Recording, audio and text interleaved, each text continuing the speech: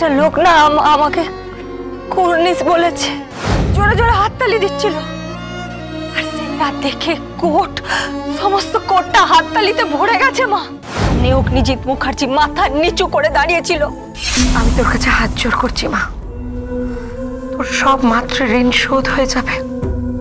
দিদিকে কোর্টে নিয়ে যাস না, ওই অগ্নিজিৎ মুখার্জি আগুন জ্বালিয়ে দেবে, তোকে মেরে ফেলবে।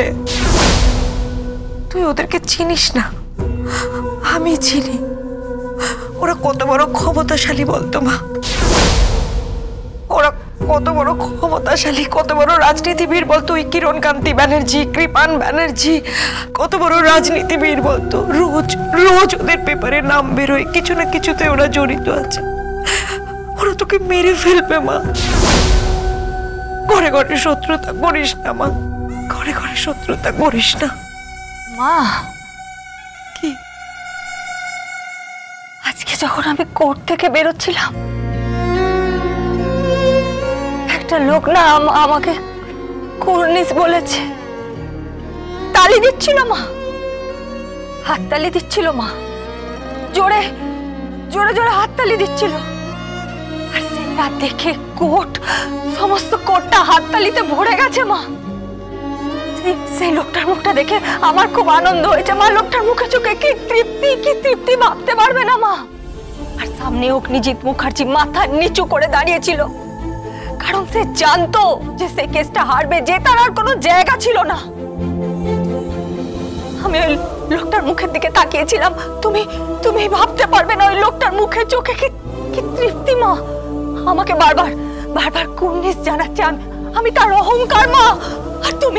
আর সেটা তুমি আমার কাছ থেকে কেড়ে নিতে পারো না মা। তুই কার কথা বলছিস? তোমার বরের কথা, আমার বাবার কথা মা। যে লোকটা সারা জীবন সৎ পথে চলেছে মা, আর আমিও সারাটা জীবন সৎ পথে চলবো। তুই একবার দিদির কথা ভাববি না? আরে কি ভাববো দিদির কথা? কেন ভাববো?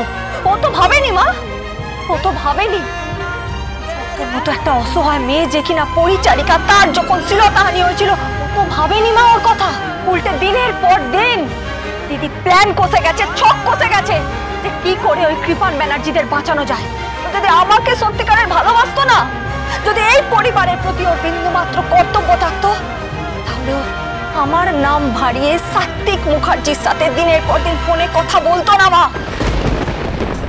আর আমার নাম ভারিয়ে মন্দিরে ডেকে জোর করে সাত্বিক মুখার্জিকে বিয়ে করতো না মা। বুঝতে পেরেছো? তাই বুঝি শোধ তুলছিস মা? তোর আনন্দ হচ্ছে না? একই তো, তোর আনন্দ হচ্ছে না তোর দিদিটা হারছে? কি রে, তোর আনন্দ হচ্ছে না? কি বলছো নাকি তুমি মা?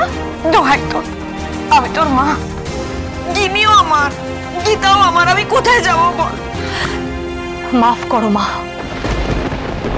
কোর্টের প্রসিডিংস যেভাবে হয় সেভাবেই হবে।